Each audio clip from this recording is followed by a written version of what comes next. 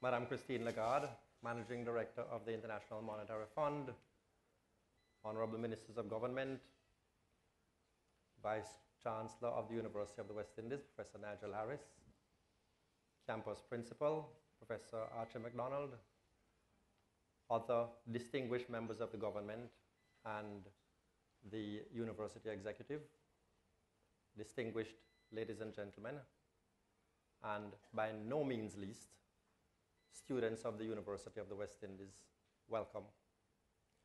It gives us particular pleasure to be able to host this event and to host the Managing Director of the International Monetary Fund, because this university has been at the forefront of the debate within the development context about development policy for 40 years.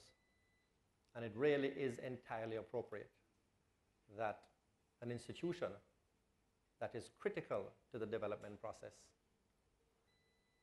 and the head of that institution come here and participate in that debate. So we are very pleased, thrilled to welcome the MD of the fund here today. We are at the Mona campus of the University of the West Indies, but this is much like a visit to the entire University of the West Indies. We have a live audience at the Cave Hill campus in Barbados and the St. Augustine campus in Trinidad and Tobago. And they're going to be sending us questions as well. So it is going to be a most interesting afternoon. We're also being live streamed throughout the world. So we do hope to make the time worth your while. We're going to start off proceedings by inviting the Vice Chancellor to officially welcome Madame Lagarde to the Mona campus of the University of the West Indies.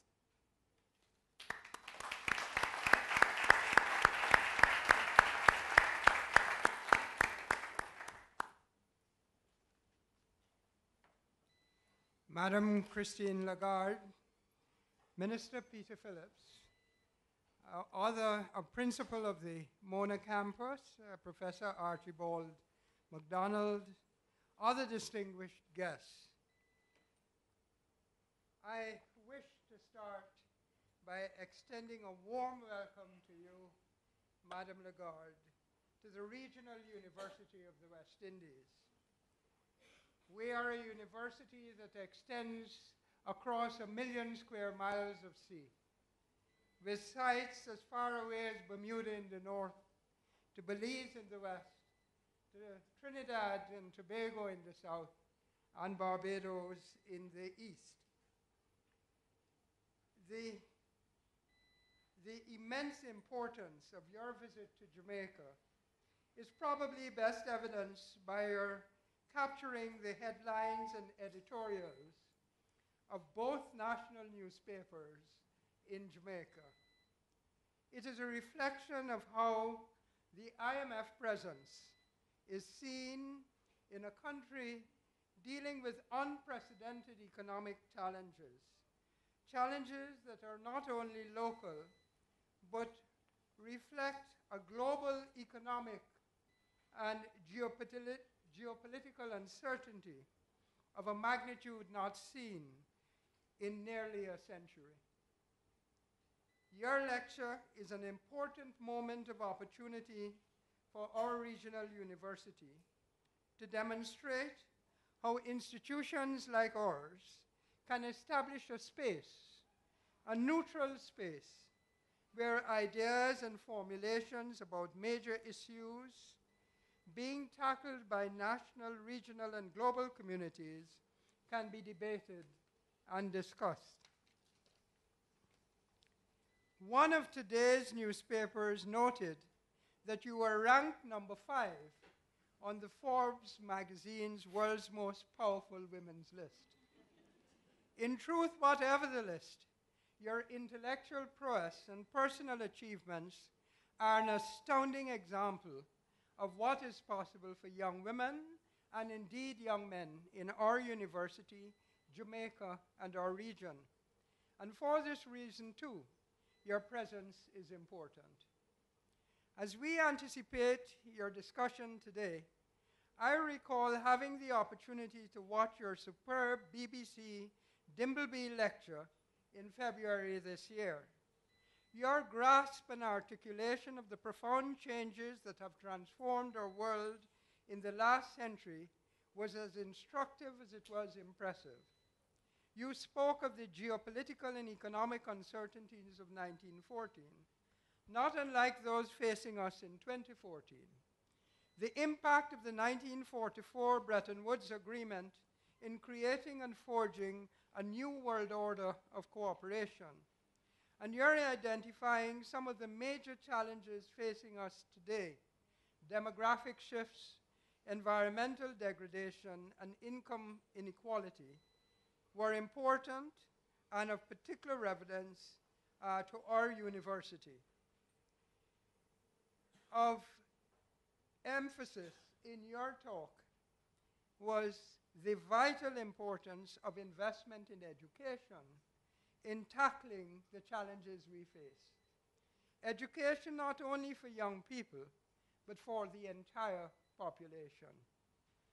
Even as Jamaica and other countries work with the IMF to reposition themselves on a growth path, we hope that a commitment to education is not forgotten by our governments and organizations like the IMF.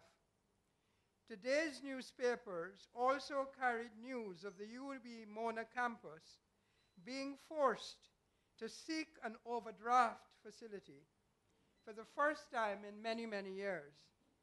And it reminds us that in order for our university to contribute to the intellectual ferment, as well as the social and economic growth of our countries in which we live, we must be properly resourced.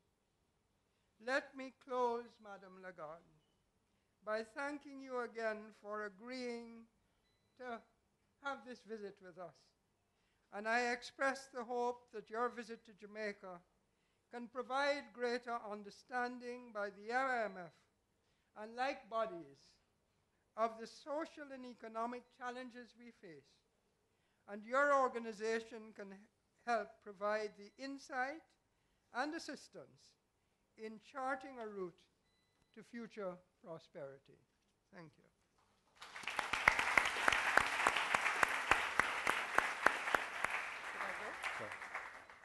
Thank you very much, Vice Chancellor. The history of the fund in Jamaica goes back almost 40 years. I think it's a fair comment to say that it has been a tortured history, although the torturing seems to have been done equally on both sides. So it is entirely appropriate that Madame Lagarde's address to us is on the topic of the Caribbean and the IMF, and it looks forward to a partnership, hopefully in the future, that will be for at least another 40 years. Madame Lagarde? Thank you so much. Shall I do that here? Yes, it's going to be brought to you. Ah, that's better.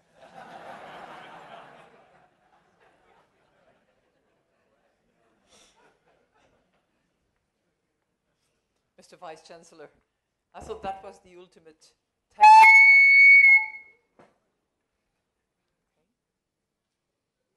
Anyway, I'm pleased that this thing was lifted and that this thing will remain gentle and quiet, other than to carry my voice and my words. Professor Archibald MacDonald, Principal of the Mona Campus, Dr. Damien King, wherever you've gone. Indeed, Mr. Finance Minister, dear Peter Phillips, and all of you attending this session at university, members of the government, representatives of authorities, members of the public sector, and most importantly, the students who, interestingly, are all seated at the back. You know, it reminds me of my days when, of course, we did sit in the back of the room and there were a few seats left vacant at the front. But those of you who are standing, feel free and comfortable to move towards the front. It will be fine. Now, I would like to point out that our moderator, Dr. Damien King, is no stranger to me, no stranger to the fund. He was one of the academic fellows invited to our annual meetings, and it is with great pleasure that I see him again on the occasion of this presentation.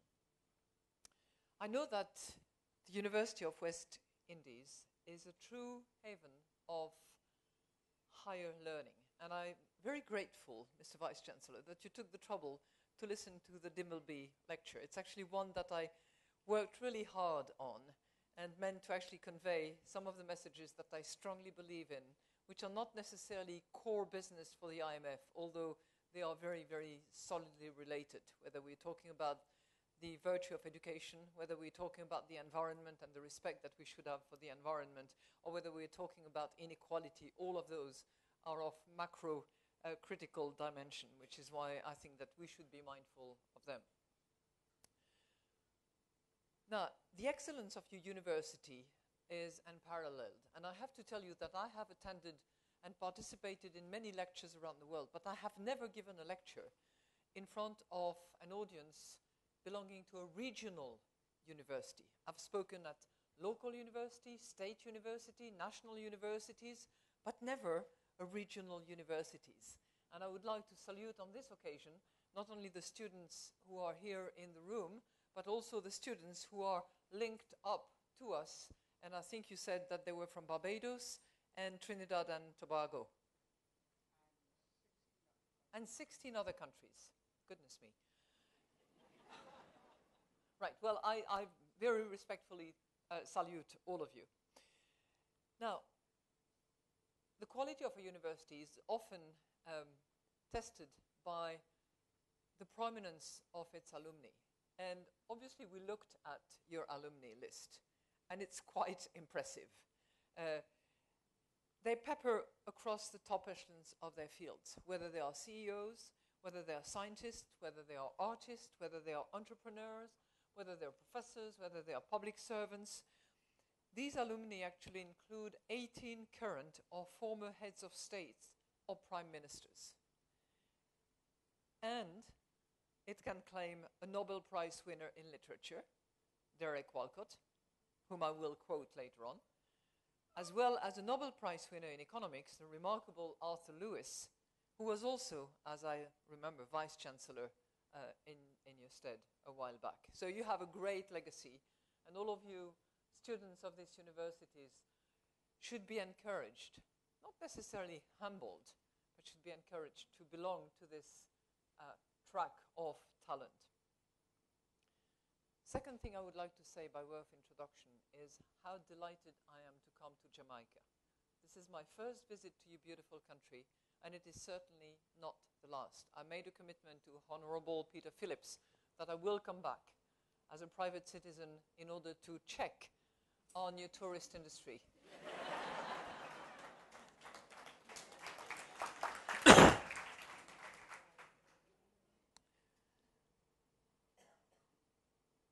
I think all I can really... How many of you have read by Alexandre Dumas, The Four Musketeers? Some of you have. Well, thank you. It's quite a good book, actually. But, you know, when I think of your country and your people, I think of panache. You know, D'Artagnan had panache. But you have poetic panache. You can laugh. You can create. You can innovate. And that is quite extraordinary. I will speak to that in a moment. It is also quite rare to find so much talent in what is, after all, a rather small territory. Jamaica is home to the world's best sports people. Not my sport, I'm not a sprinter, but my goodness, Usain Bolt and Shelly-Ann Fraser-Price are really top individuals. It is home to some of the world's most soulful musicians, the birthplace of reggae and Bob Marley, of course, as well as, most lately, Tessan. Do you pronounce it Tessan? Yeah. Well, she's the new singing sensation, I can tell you. And I can tell you that because I had no idea about her. So I had to call my sons. And they said, what? You don't know her? Oh! These old people. Teaches you humility.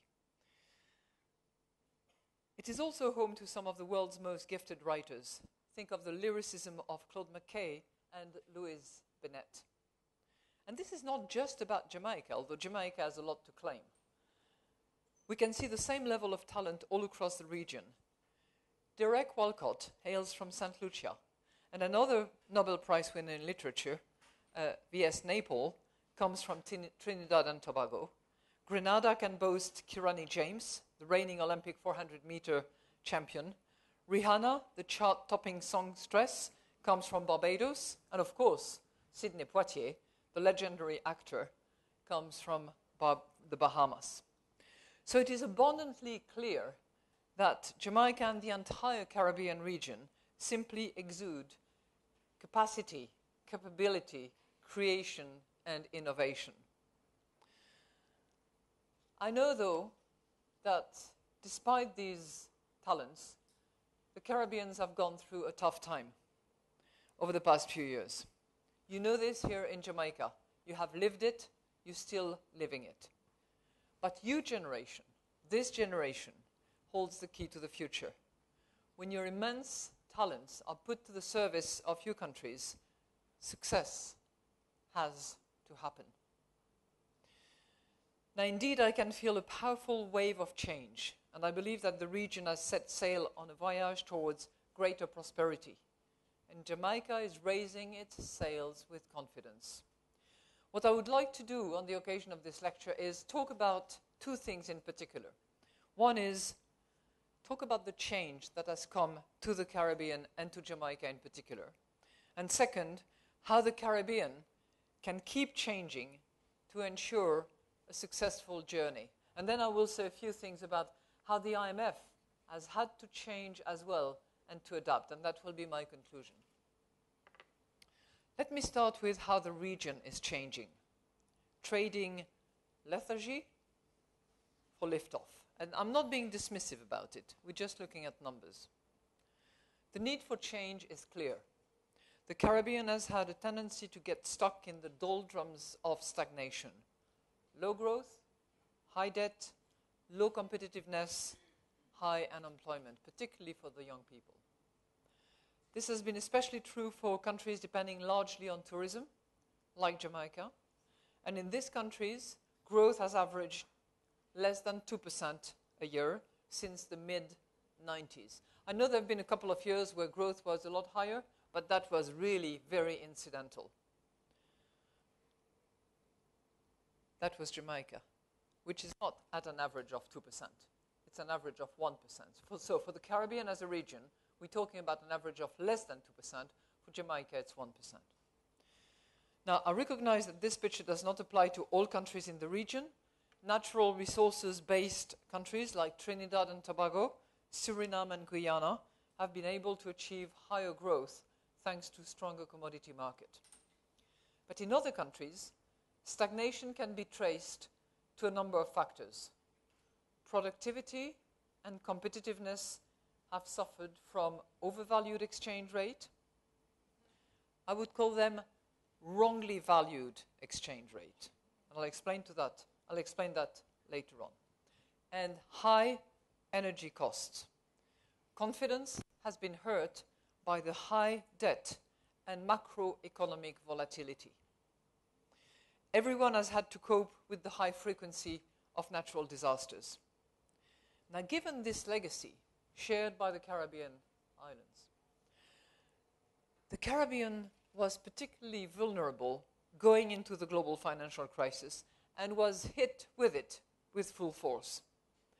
6 years on, growth has still not returned to pre-crisis levels, and public debt is still at record highs. Almost 100% of GDP in tourism-dependent countries and 140% of GDP in Jamaica. And as always, the poor and vulnerable were hit hardest by the crisis. Across the region, about a third of young people were out of work. In Jamaica, the poverty rate doubled to 7.5%, after having declined significantly prior to that.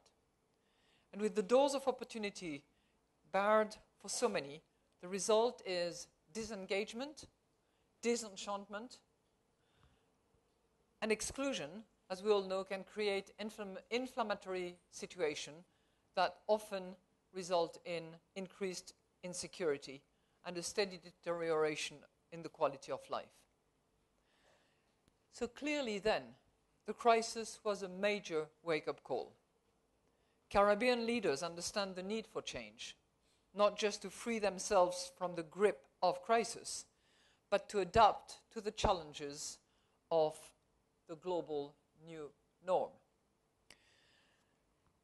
What am I talking about, the global new norm? Well, look at the interconnectedness between countries, between people, between companies, between banks. It has never been as connected as it is. The engines of growth are still solid in the United States and in Europe, but they're gradually shifting away, east. The cozy comfort of trade preferences is long gone. And I know that for a fact. I've been negotiating WTO, or trying to negotiate WTO arrangement for a couple of years when I was trade minister for my country. The specter of climate change hovers over the small island states. As Derek Walcott put it, the future happens no matter how much we scream. So change begins with restoring economic stability. This establishes a platform for rising and shared prosperity, and also for dignity.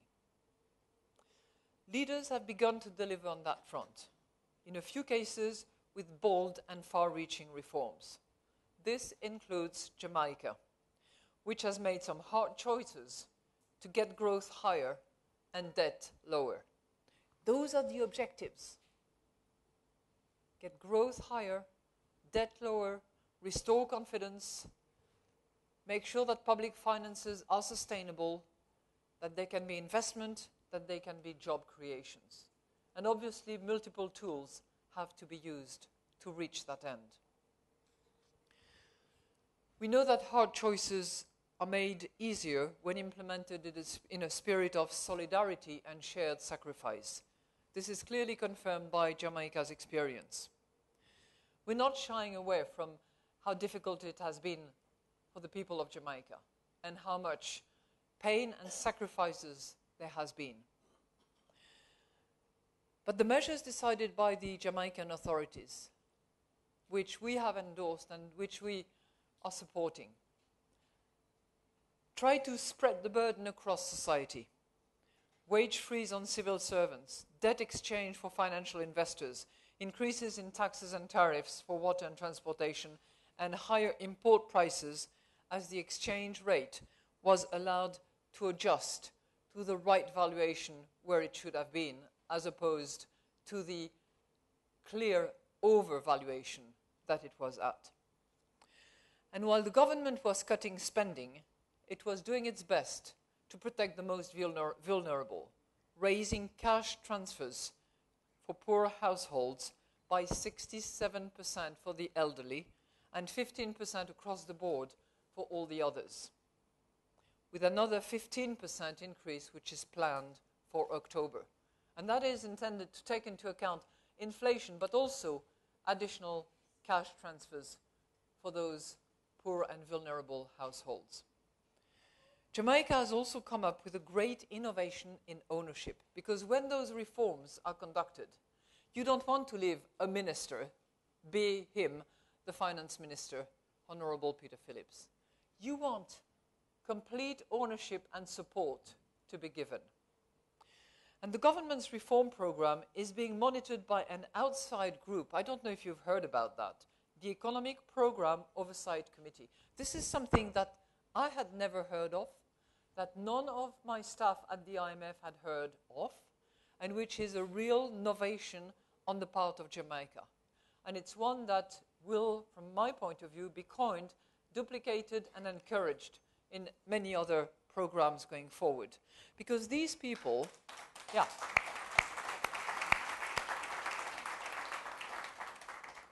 they're drawn from all stands of society, public sector, private sector, civil society, trade unions, you just name it.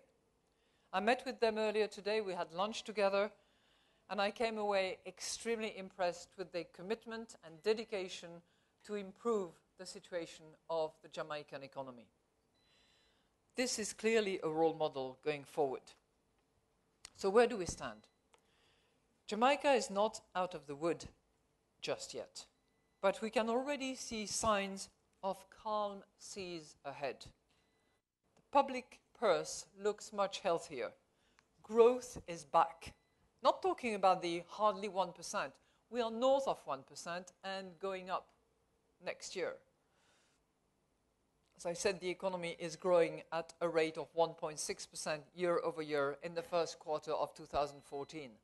If you look at other countries in the vicinity or a bit north, it's certainly not as good as that number that you've turned up.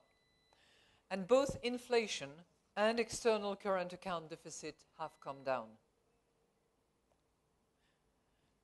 We can see similar signs in some other countries that are navigating their way through difficult reforms.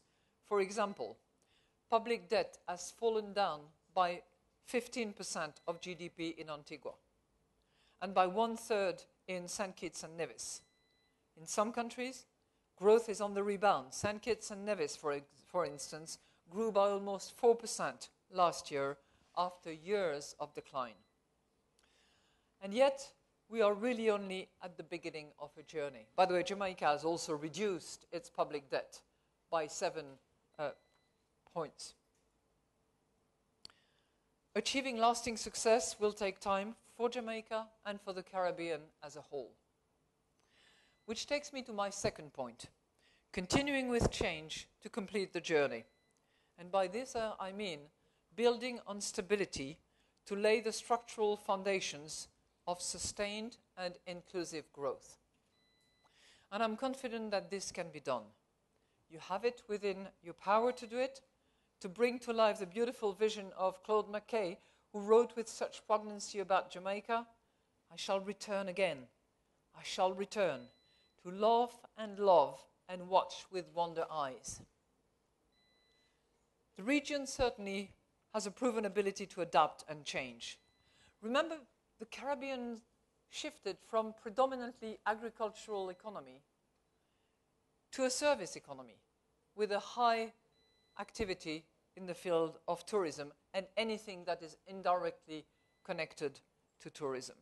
It's a leap that has eluded many. The Caribbean is also home, thanks to University of West Indies and a few others, home to highly educated, highly driven people. I can see it here today. The region welcomes the contribution and leadership of women. I've checked my numbers on women, by the way. Jamaica is doing quite well. Can always do better.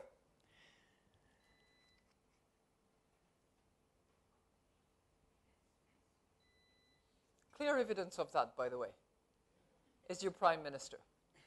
I had the honor of meeting with her this morning, and I have to tell you that for me, in addition to having had a thorough discussion about what additional structural reforms need to be implemented, to be greeted by a woman of that caliber is a rare privilege. Yeah.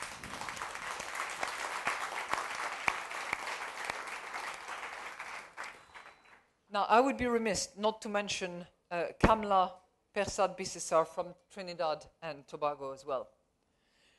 Added to that, the Caribbean has a legacy of good institutions with a thriving tradition of democracy and political accountability.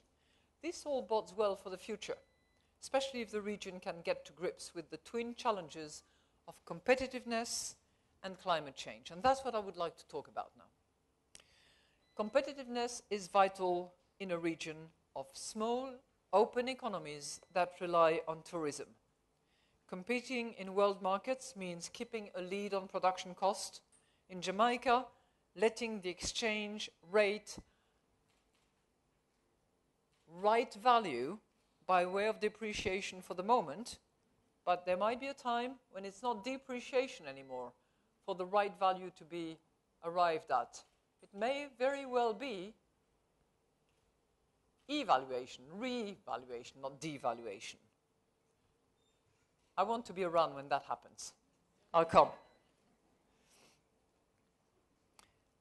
We know it is painful, but it has helped restore a good deal of lost competitiveness, and it will support investment and job creations. When investors look at a place to invest, they compare competitiveness, they compare tax costs, they compare energy cost, and I'll come to that. But because it's a big issue. High energy cost can actually be a drag on foreign direct investment. Electricity costs 3 times as much in Jamaica as in the United States. It costs even more in Barbados.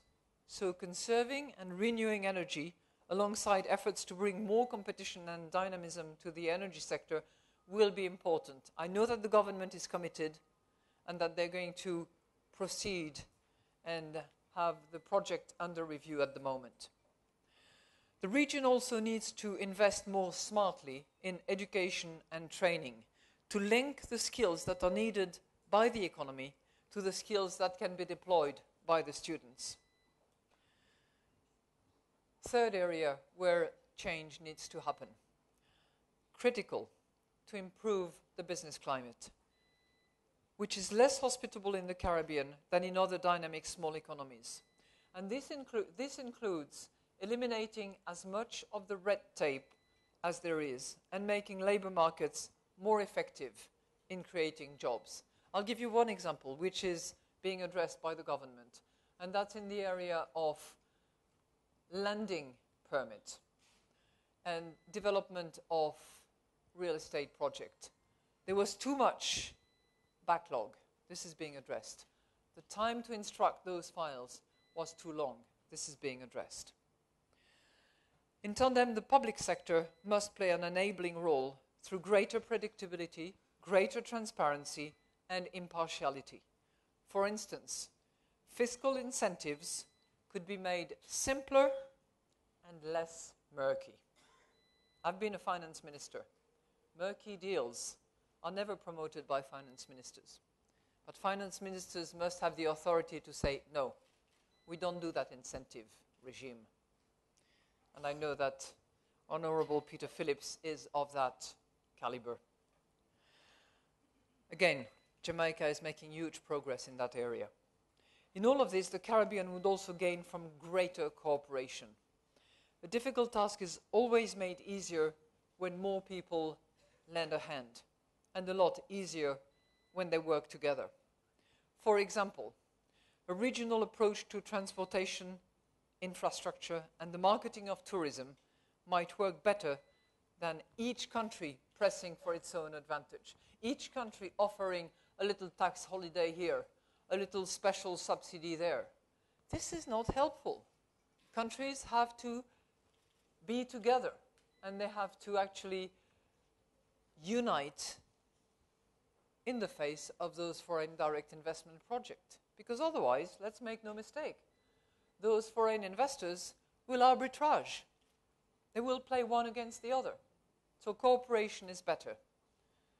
As Mandela said, one finger doesn't matter, the whole hand helps. And we say, by definition, a race to the bottom leaves everybody at the bottom. Not in the short run, but in the medium run. So that's on competitiveness. As I said, critical factors, skill set of the people who have to adapt to the skill set expected of them by the economy, predictability, transparency of the business climate, special focus on energy in order to reduce the cost of energy, cooperation amongst the Caribbeans. Now, competitiveness that would ignore climate change is hollow competitiveness. As climate change continues its relentless march, the Caribbean is on the front line. A region of low-lying islands surrounded by increasingly angry seas. As but one stark example, Georgetown, Guyana's capital, lies entirely below sea level as it is today.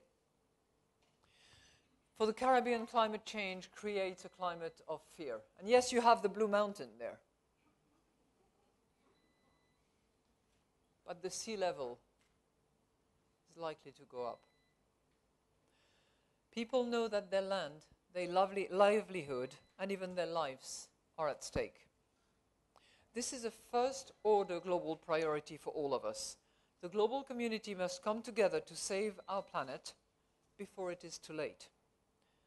Yet, even though climate change requires a global solution, and there is a debate currently going on at the UNCCC, which will take its course, and I know that Secretary General Ban Ki-moon is strongly pushing for that to make progress, and we at the IMF are trying to lend a hand to him in order to make sure that there is progress.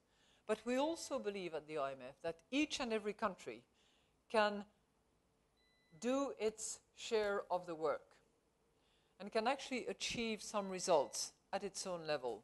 So we don't have to wait for the UNCCC to come up with final commitments, final decrease in the emissions, final across-the-board agreed carbon tax or cap-and-trade systems.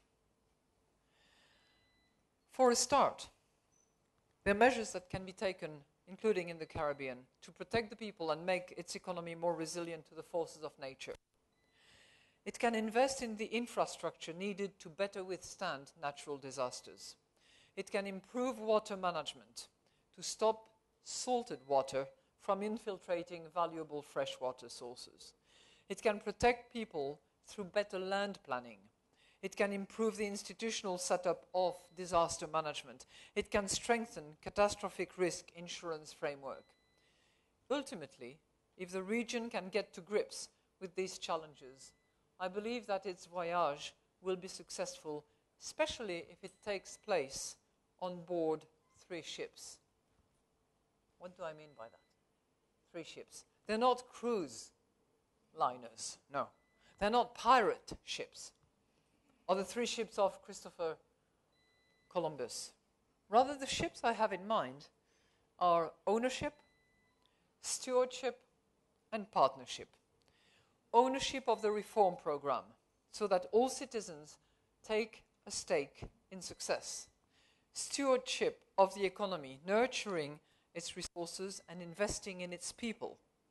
Partnership with each other. Public sector, private sector. I have to say, by the way, that it is quite rare to see that a government in place has a degree of support from the opposition. In my country, it wouldn't happen that way. So I think it is to be recognized and celebrated to the extent that there is collective ownership. Now, I've talked about ownership, I've talked about stewardship, I've talked about partnership, my 3 ships. The IMF is a partner, and the IMF wants to be a partner. In my Dimbleby lecture, I referred back to the days when the IMF was set up in 1944 on the remains of this terrible World War II, which had destroyed so many lives and so many assets across Europe, the United States, Australia, the UK, Canada, and all those, New Zealand, who had participated in the rescue. At the time the IMF was funded, it was intended to be a club of the countries that would help each other. So when you have a program with the IMF, you don't have a program with me. You don't have a program with Jan Kees, who is quite famous, as I'm told, in Jamaica.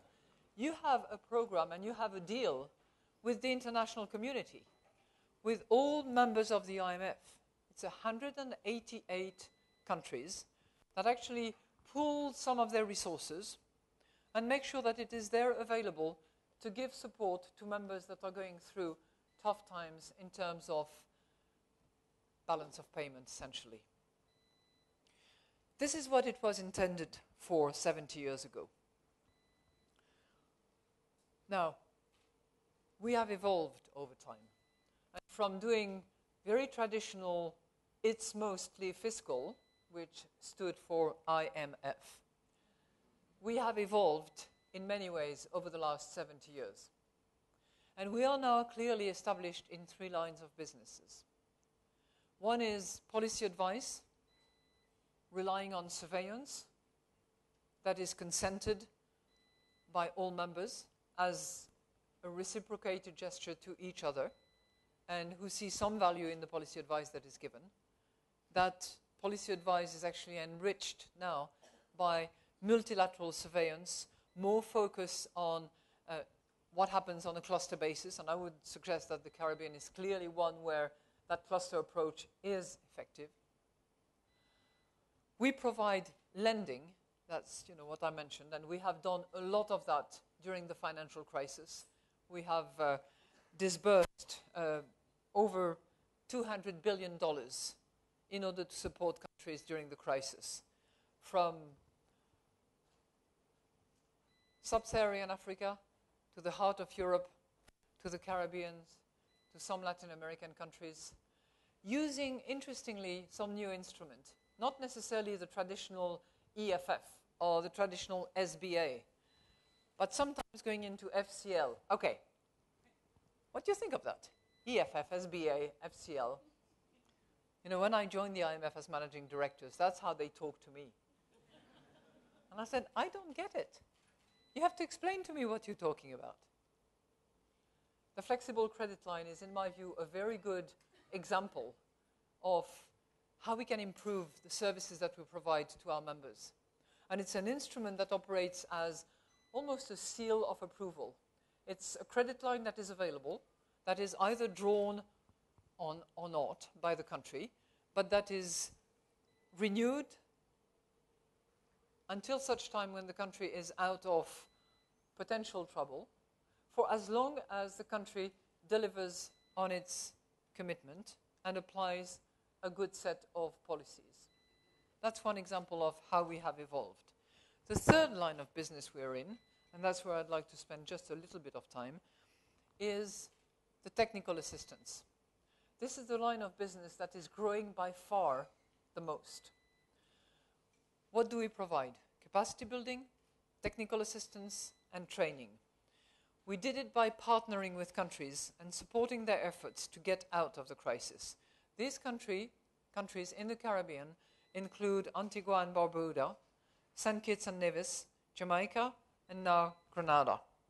We've also helped countries get back on their feet after the devastation of natural disasters, including in Haiti, Dominica, St. Lucia, and St. Vincent and the Grenadines. This exercise of lending, supporting financially, is completed by the capacity building that we offer. Now, one would normally think that capacity building is there for the needy countries, and you would typically think of, say, sub-Saharan Africa countries, or some of the small countries and vulnerable countries. Not at all. We have provided technical assistance and training to about 90% of the membership during the time of the crisis.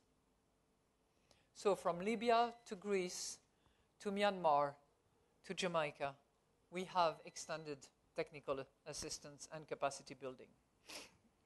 Again, we are heavily involved in helping the Caribbean countries build capacity, including through CARTAC, our Technical Assistance Center in Barbados. In this region, we have paid special attention to strengthening public financial management system.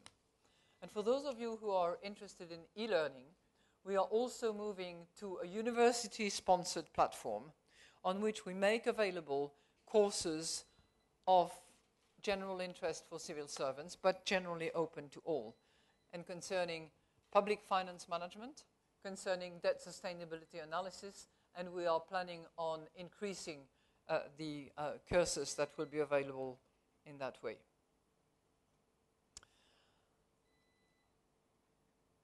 Now, what I would like to conclude with is that the IMF has changed. There are many countries around the world where the IMF does not enjoy a stellar reputation. That's an understatement. Yes, I know. And we are viewed in harsh terms in some places. I think much of this criticism is now unfair. Because, you know, after all, many of the countries that come to us, not for the capacity building, not for the training, not for the policy advice, but for the lending, they do that because they have no options and they have not taken the measures, they have not been fiscally responsible enough to actually keep their public finance in order, to actually keep their debt at a sustainable level. And it's when markets actually close up on them that they turn to the fund and say, what shall we do? And I think that's, you know, essentially one of the reasons why we are a bit of a scapegoat, frankly. But the truth of the matter is that the countries that come to us are in dire economic straits. But some of the harsh criticism is valid. We may not always have gotten it right in the past, but we are committed to listen and to learn, to adapt and to change, to be humble and open-minded.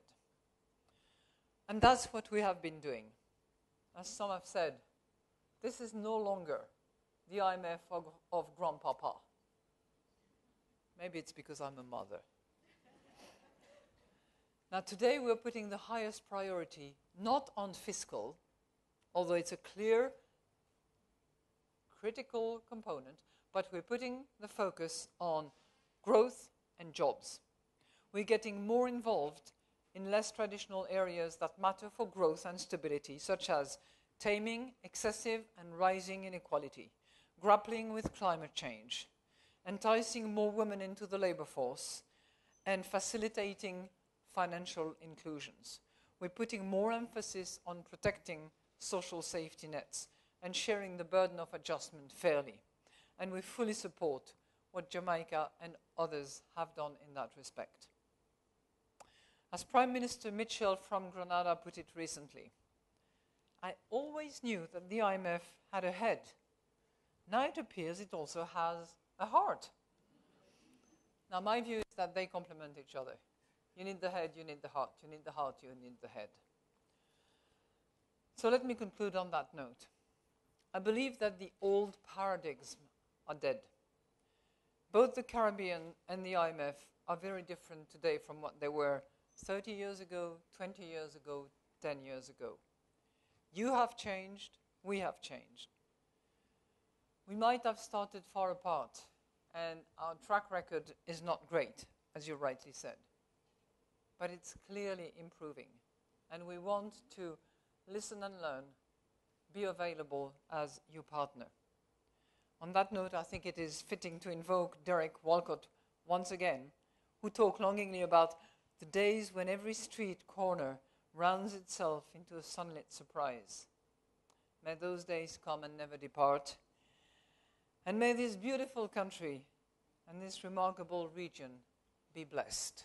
Thank you very much.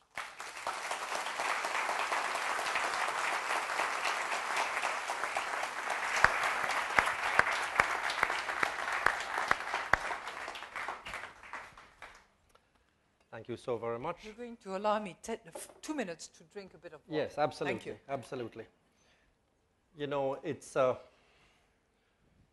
everyone who pays attention will realize it's a busy, chaotic world with Greece imploding and the Ukraine exploding, and sub-Saharan Africa trying very hard to grow, doing so rather successfully.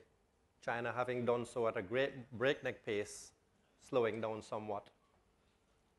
And these are all interests of the International Monetary Fund and the Managing Director. And so we are pleased and surprised that you're here in the midst of all of the demands upon your time.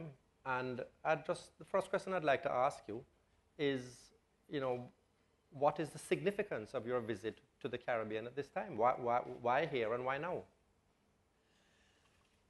Well, first of all, because I was invited.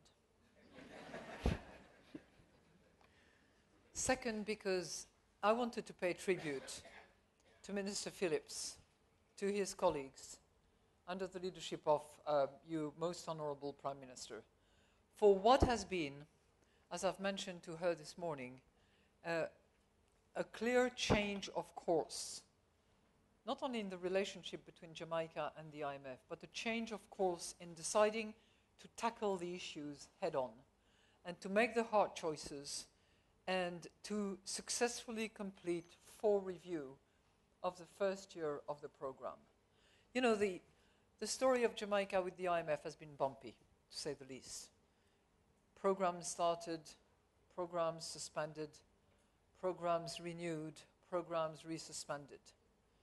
And what I'm saying here to the authorities, to the private sector, to civil society representatives is it's important that you stay the course. And it's important that you don't waste the outstanding results that you've already put under your belt in the last 15 months. And we're here to help you. But as I said, I will come back to Jamaica as a private citizen. It has been a demanding program, and it started with relatively low expectations because of this long history of failed attempts by Jamaica to be faithful to these programs. So it's fair to say that some of us are quite surprised that the program has come this far. But it is also true that it has taken a tremendous effort on the part of the government to be able to implement a very demanding program. And from what we can see, it has stretched their capacity very much to the limit. The reason why this is important, Madame Lagarde, is that this actually is the problem. A lot of these countries end up with fiscal problems and difficulties in managing the demands made upon the governments by impatient electorates because they have weak governance capacity. Now, this is especially true in small states. And so once we identify that that is the problem, I'm wondering if that really is one of the reasons why developing countries and small states in particular have had a problem adhering to fund programs, and whether this weak capacity issue is something that needs to be taken account more. I just want to know what you thought of that. Yeah, I think you have a point, because conducting all these reforms under pressure, under the pressure of a degree of fiscal consolidation, a degree of right valuation for the currency, a strong monetary policy, all of that is actually drawing on the resources of the teams. And by the same token, they still have to present their draft bills to Parliament. They still have to do the necessary work of casualing members of Parliament, making sure that they're on the same page, all the day-to-day work that governments have to do. So that's also the reason why we are trying to provide technical assistance in the fields where we have the expertise. So whether it's the Fiscal Affairs Department or whether it would be the MCM department, if that was needed, we would be happy and we will be happy to provide technical assistance. But other international institutions have to do the same thing.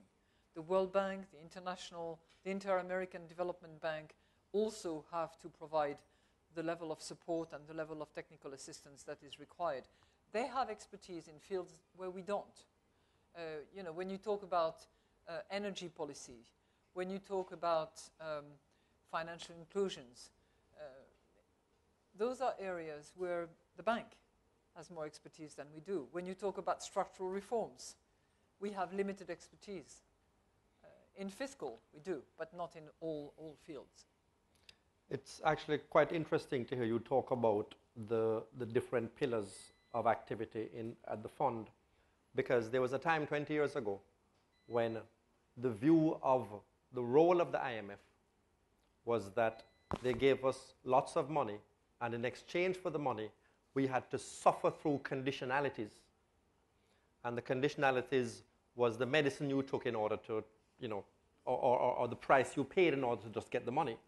It is seen now much more like the opposite, because certainly in the context of the size of Jamaica's fiscal problems and Jamaica's debt, it really is a small amount of money. But the benefit actually is that we get the institutional support, the policy framework, and the guidance which tries to meet this problem of weak institutional capacity. So going forward, it certainly makes sense that this is a big activity of the fund. The question I want to ask you is, what are the challenges of trying to push that agenda, which really is the important part of the agenda? That's going to, that is the teaching the poor person to fish rather than giving them fish. What are the challenges of pushing that part of the agenda while obviously being respectful to government's way of doing things, and with, frankly, reluctant governments around the world who have other agendas, many of them political and electoral? Well, I would say two things. One is timing is critical, because more often than not, the reforms have to be conducted rapidly, because people want to see the results. People want to understand what changes are taking place. And when you're trying to improve the competitiveness, when you're trying to improve the business-friendly environment, when you're trying to improve transparency, when you're trying to collect more tax from those that, have their interesting tax optimization schemes, when you're trying to close those loopholes and implement it, time is of the essence. You can't just drag the process on. You have to show your resilience and determination in doing so. So that's one. And I'm not talking here about Jamaica. I'm talking in general. And there are major programs that we have recently concluded with countries where it's a big issue. I'd say that the second impediment and the second major contributor is talent.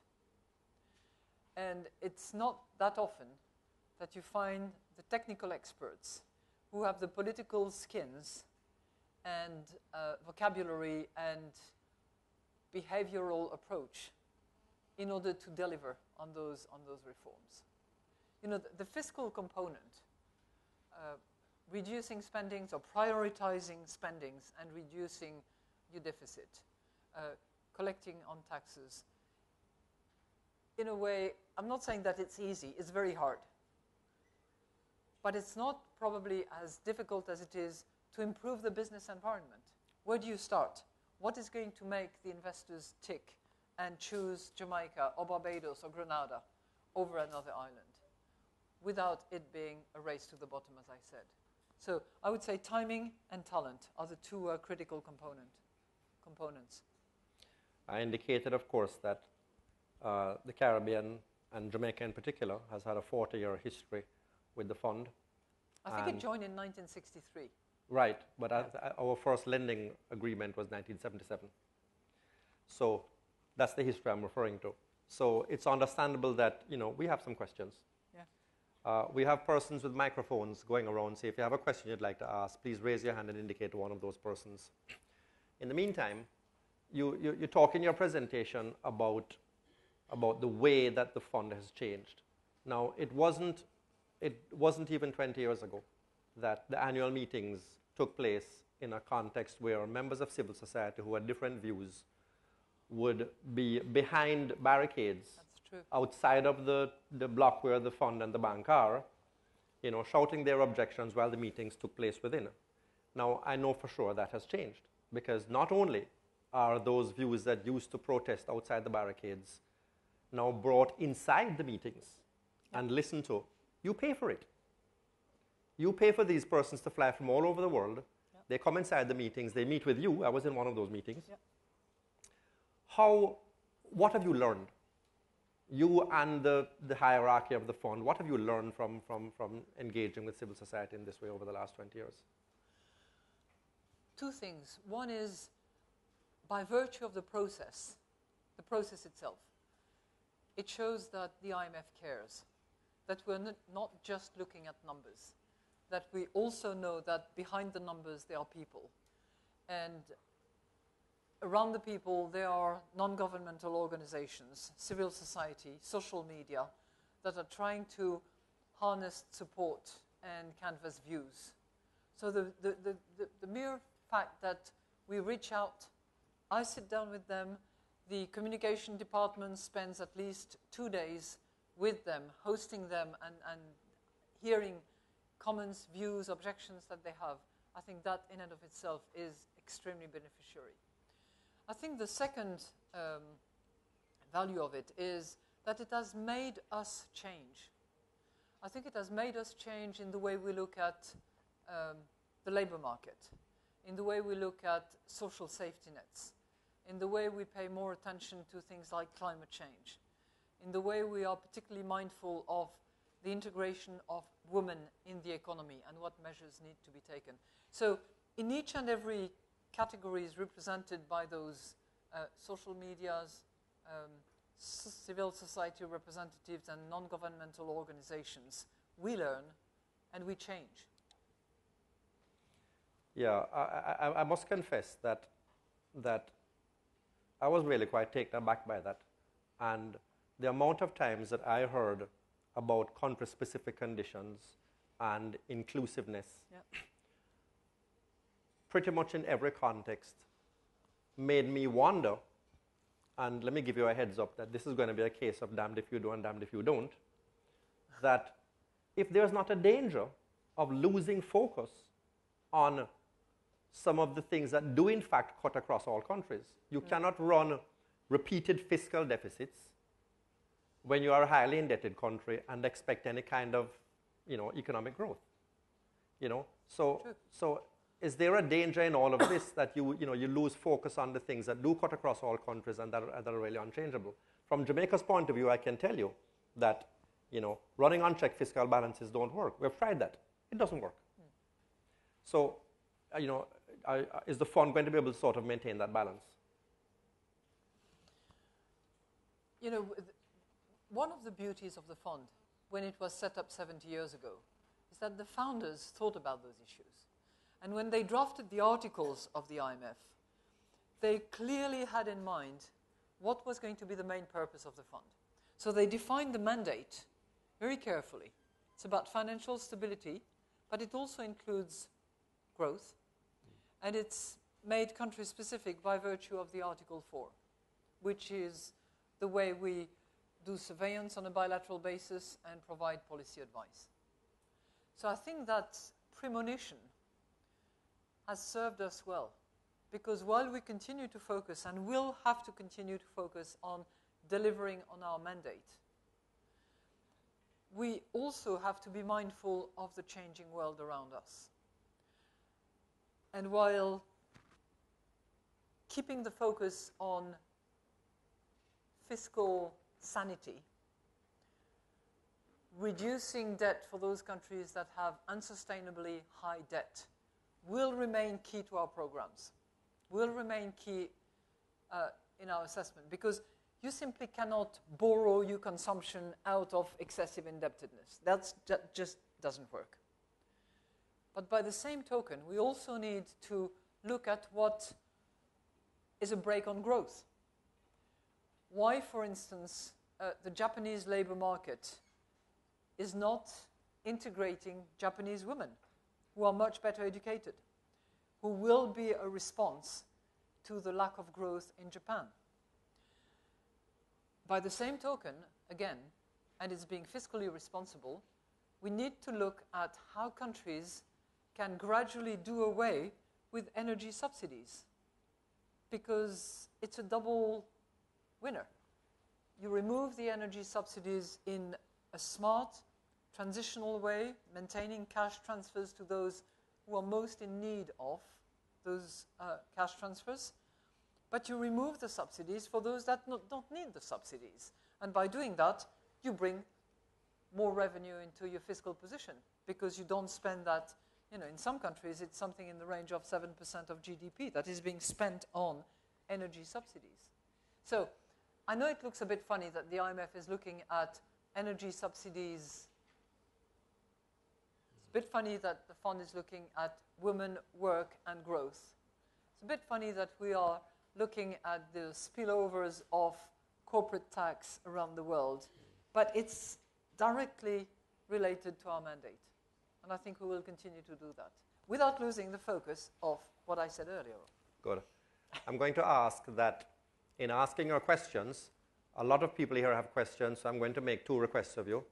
One is that to respect everybody else who has a question, that you only ask one question at a time. If you have a second question, then you wait until the microphone comes back to you again. And secondly, that you do in fact have a question and not use the opportunity to make a long speech. Please identify yourself by name before you begin. Yeah. Who has the first question? Garnet Roper.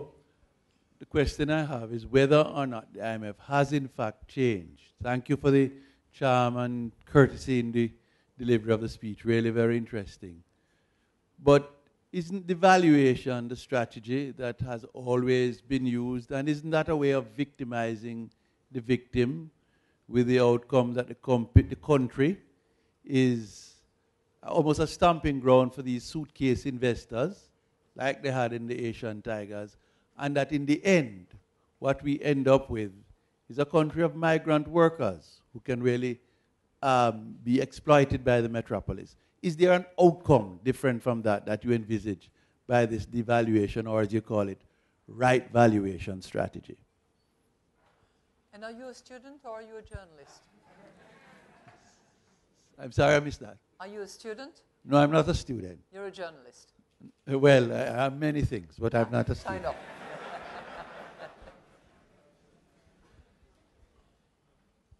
You know, I'm not going to pass a judgment on how the Asian Tigers or other economies around the world are choosing their economic line and aligning it with their democratic principles. This is not what the IMF is about. I can do that as a private citizen myself, but it's not the role of the IMF. As I said, the founders, whether it was Lord Maynard Keynes or Mr. White and their colleagues, created the IMF with a view to maintaining financial stability. And we believe at the IMF that financial stability is actually the platform from which you can develop value, contribute to the economy. Now, you may have noted recently that we published quite extensively some papers about excessive inequality. And we were not the last one at the party. Other people have published, but we have published as well. So we are not oblivious to economic trends that have a macroeconomic impact. And we believe that rising inequality, for instance, is not compatible with sustainable growth. Equally, we have also concluded, based on empirical work, that redistributive policy do not necessarily equal lower growth, which was the conventional wisdom.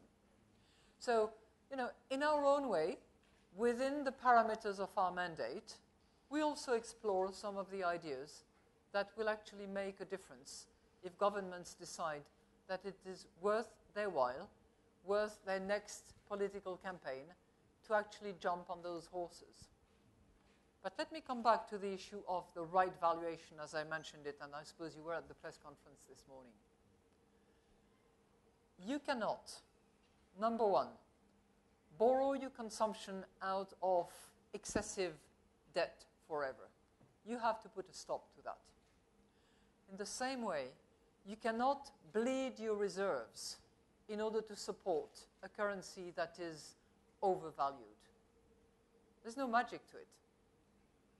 Currency has to be right valued. And the Jamaican dollar was overvalued. So it is to the credit of this government and the finance minister to have actually, and the governor of the central bank, I should not forget him, to have taken that bull by the horns, because it's hard, because it impacts on consumers in the short term. In the medium and long term, if you manage to do that, plus, because it's not in isolation that it happens, if you do that, plus the structural reforms that will address excessive bureaucracy, that will make the environment more friendly, that will reduce the cost of energy, that will improve the tax collections. If you do all that, you improve the competitiveness of your economy. Foreign direct investors look at Jamaica with a different eye. Investors who refinance debt look at Jamaica with a different eyes. They don't look at Jamaica with some contempt in the back of their mind, as if it was a country that cannot honor its commitment. So it's also an issue of dignity. Now, there has to be a stop. It cannot be forever, which is why I'm using the word right valuation. Because right valuation can imply devaluation, as is needed at the moment, because the currency was overvalued relative to others, and on the basis of the inflation rate that Jamaica had and has.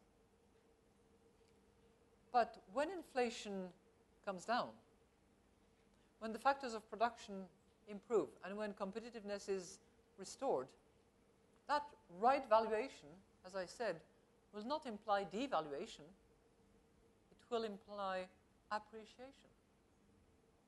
I think the financial markets and the investors have to know that. Next person. Yes. Who has the other microphone? Go ahead, please. Okay, thank you very much. My name is Leroy Leng, President of the Guild of Students here at the Mona campus. And I must apologize, Dr. King, but I must welcome you on behalf of the students here at Mona, on behalf of the presidents at the Cave Hill campus and the St. Augustine campus, and on behalf of the Open Campus President, also welcome you, Madam Lagarde, here to the Mona campus. And my question... Thank you.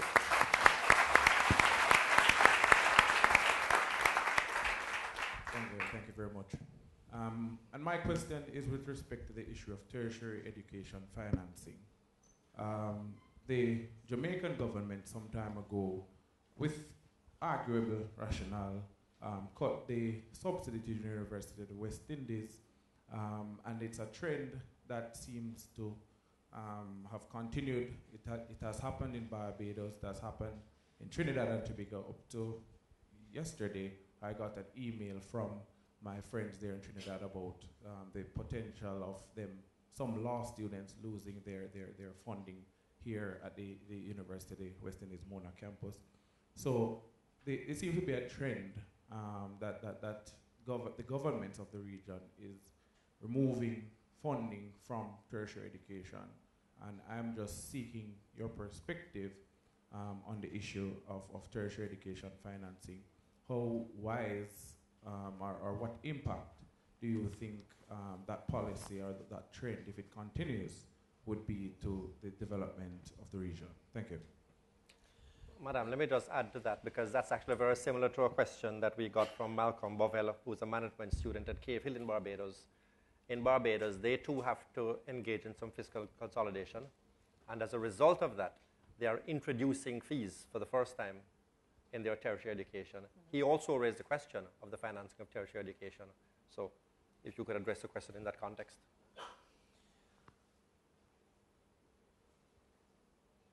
First of all, I think that investment in education in general, not only tertiary education, but education in general, is a massive priority in order to give young people an opportunity to have the skill set needed in order to join society, in order to be part of the fabrics of society, and in order to join the job market. So that's point number one. Point number two, I'd have to turn to Honorable Peter Phillips, because I don't know the details of the budget. But I would be extremely surprised if on an ongoing basis there was not a priority assigned to the financing of education. You may want to comment on that. Third aspect, good education systems are probably the best ways, one of the best ways, to reduce inequality and to reduce the excessive inequality and the rising inequality that we see around the world. Because it's not just about tax redistribution. It's about all young people having a chance, having an opportunity to shine, to be educated, to learn, to become better at what they do, want to do. So, absolute priority, way to reduce inequality by increasing the opportunities. And I would be surprised, as I said, that in this, medium-term cycle, the Jamaican authorities would want to significantly cut down on spending in education. Now, you see, I'm saying significantly cut down, and I'm not just saying cut down, because I don't know what the budget is exactly saying on that front. He will be much better able to respond to that point. Now, the fourth point, and that's one which has an economic dimension as well, as to whether or not education should be identified as a service which has a value and therefore has a cost. It's another issue. And I'm the president of the board of my former university, the advisory board. I'm not engaged, as you are on a day-to-day basis. But this is a debate that we have had. And we concluded that rather than have students who take it for granted and assume that it's free, we would put in place a system that would be very progressive, would depend on the resources available to students. So for those who do not have big resources, whose parents cannot afford much by way of funding, completely free, by way of big scholarships. But above a certain threshold, a little bit of cost associated to the value of education, and on a progressive basis, so that those who actually have the means, and lots of it, contribute also to the financing that I'm sure is so much needed in your university as it is in all universities. But that's a personal view that I take. It's not an IMF view, also, although it's a very key economic issue. What is the value of something which has no cost? Karen DeLea is a social work student at the St. Augustine campus in Trinidad and Tobago. And thank you for your welcoming statement. I'm very attentive, very sensitive to that. She is concerned about depending on trickle-down economics, and so she would like you to talk a bit more about the growth agenda outside of, getting the balances right, and the growth focus of the IMF outside of the usual focus on fiscal rectitude. So it's the contribution of women to growth? No, the contribution, the IMF's focus on promoting growth directly and meeting the social agenda, and not just depending upon maintaining fiscal balances and hoping everything else falls in place. Right. Well, we have, what we're doing is looking at all the contributors to growth and all the obstacles to growth. But as I said earlier on, and you will not blame me for that because I know that you are keen on fiscal sanity, it all begins with a stable environment from a macroeconomic point of view. But from there on, you have lots of areas where you can remove obstacles, you can remove bottlenecks, you can invest in infrastructure for those who either have the fiscal space to do it or for those who can put in place private sector partnership arrangements. That's one example of where we really where we actively support growth factors. The contribution of women is one that is definitely a point in case. We have a question from Norma Hayward here at the University Center, and given what we appreciate about the contribution of women, especially in research that shows that gender diverse leadership actually leads to better run companies, she wants to know if having quotas is actually a good way to get to that goal. Yes. Gender quotas. Yes. Undoubtedly. That's 3 yeses. Yeah.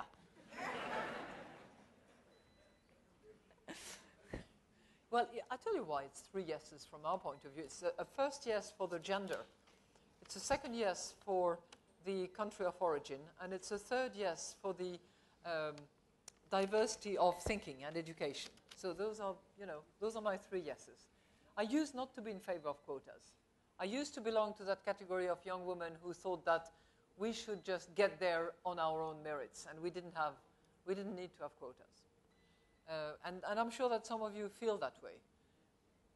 But then when you join some organizations where the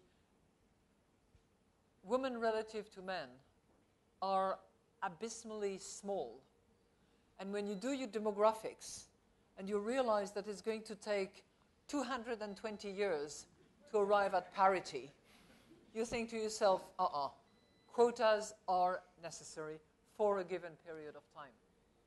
Once you've reached a good step, then you can do away, because women can fight it on their own. Yeah.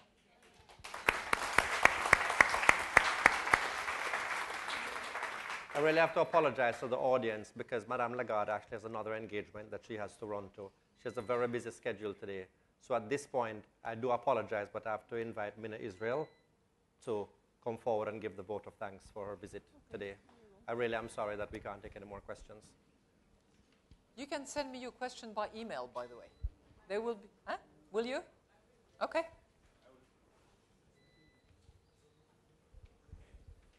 Merci. Oh, well. Merci, huh? Thanks. Thank you in any language, whether it's French or Jamaican dialect, is a show of how we appreciate you this afternoon, Madame. We at University of the West Indies are so privileged to have you share with us this evening, this afternoon, to be here to select us. And that, I know I must give a lot of thanks to our top economist, Dr. Damien King. I didn't write it. Any light? Chairman, distinguished ladies and gentlemen who have all been recognized earlier, I'm very privileged to give the vote of thanks this afternoon. And as I said earlier, thank you sounds even better, because above all, the University of the West Indies, our family here and across the region, is grateful for the honor and the opportunity to have you share with us, Madame Lagarde. We are indeed grateful. The University of West Indies has a global vision with a Caribbean focus, and therefore our mission really aligned well with your lecture today.